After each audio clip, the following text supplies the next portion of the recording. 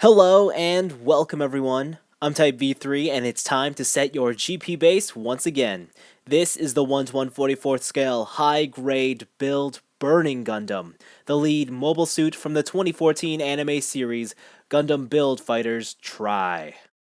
Inside the box of this HG kit you'll find a total of 11 items. The parts break down into 9 plastic runners, a medium set of polycaps, and a very small foil sticker sheet.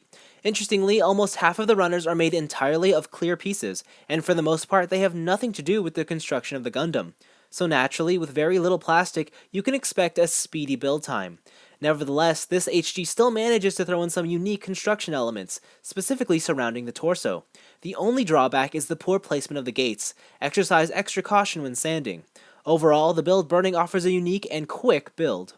Just from a basic snap assembly, the HG Build Burning Gundam already makes for a convincing representation of its source material, and there's not much else you could ask for from this base foundation. Color separation is used thoroughly, with no major instances of inaccuracy, and the clear blue pieces add a nice touch. Stickers are minimal and effective. They fill out the eyes and head camera, as well as the gray bits on the tops of the feet and the red thrusters on the calves. Even seam line coverage isn't too bad, with the only area of focus being the forearms. If you have no intention to put in any extra effort, the base build should prove satisfying. Of course, if you do wish to take it a step further, basic panel lining is all you'll need to add in. Moreover, none of the application was complex, nor was there an abundance of it.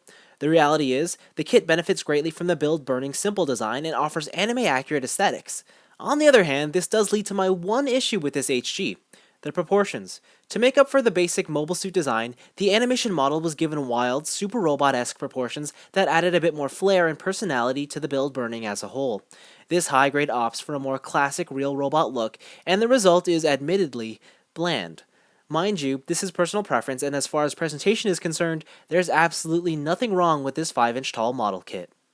The build Burning's articulation starts with a double ball-jointed neck, so there's some good range in every direction, and good tilting too.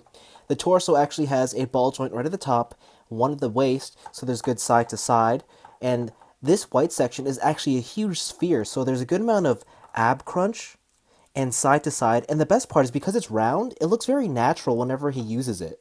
The arms are wild. First of all, they're on a ball joint, and instead of having a polycap that swings out, the entire torso here pops out instead, so that's some really cool technology.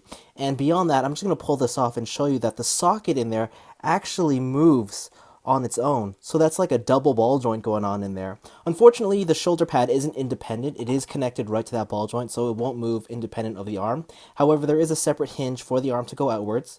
You have a bicep swivel, a double jointed elbow, which is awesome, and the best part, or my favorite part, a hinged ball joint wrist. So not only can the wrist go around in any direction you want, there's a hinge there so he can get those really cool hand poses going on.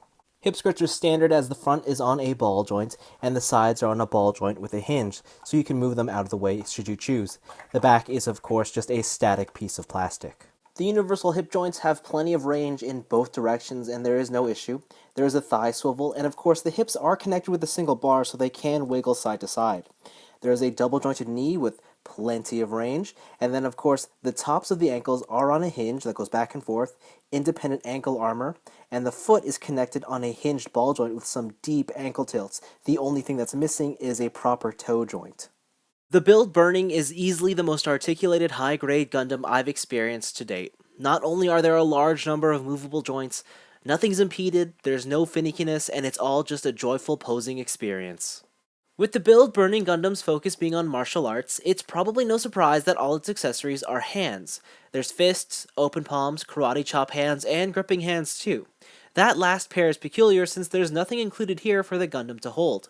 Also, it's the only pair of hands that doesn't have an extra hinge on the ball joint. Next up are 3 pairs of clear orange parts as well as a flame wheel effect to display the build Burning Gundam in its powered up state. The latter simply pegs onto the back, while the former pieces replace the blue parts already on the Gundam. The process isn't lengthy, yet it can be viewed as tedious, considering you do have to take apart some of the Gundam. When all is said and done, the mobile suit sports a far more blazing appearance. You do have a couple posing options when it comes to the flame wheel. Of course, they're on a peg so they can swivel, but each piece is made of 3 separate pieces so you can swivel them at the connections to your liking. So you can get them to go back around or whatever. If you don't want them connecting right here parallel with the backpack, you do get these smaller little pieces. And with these, you can place these onto the peg here. And then now you can peg them on so that they come out a bit more perpendicular to the Gundam. So it's just a bit more variety and gives you more options for dynamic displays. Moving on, this kit comes with one last pair of hands, this time done in clear orange. Now while you can use these fists for burning punches, they have one other trick.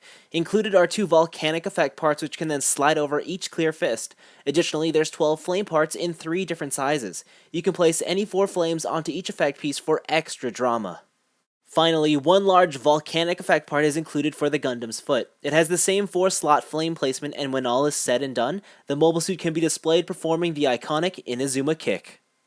The 1 to 1/44th scale high-grade build burning Gundam is a game changer. It takes everything you've come to expect from a modern HG kit and elevates it. Presentation is near perfect. It boasts toy-like solidity and articulation, and for a Gundam that doesn't wield any weapons, there's a healthy amount of accessories in the box. It's a fantastic release whose lower than average high-grade price point only makes the deal even sweeter. Now, obviously, there is a solid argument that the aesthetics only benefit because of the basic mobile suit design. Furthermore, the core build Burning Gundam isn't the most impressive display piece on its own, and personally, I would have preferred it with the wilder anime proportions. Still, I can't really fault the kit because, as a whole, I feel it offers a comprehensive package. In fact, it's so good that I don't find myself pining for a master grade version at all. From the start of the build process to the last of its gimmicks, the build Burning Gundam sets a new bar for high-grade Gunpla, and is possibly one of the best model kit releases of the year. But that's all for me. Thanks for watching, and the Gundam Build Fighters hype train is in full swing again. What kits are you all excited for, and what do you hope to see from the anime? I'd love to know.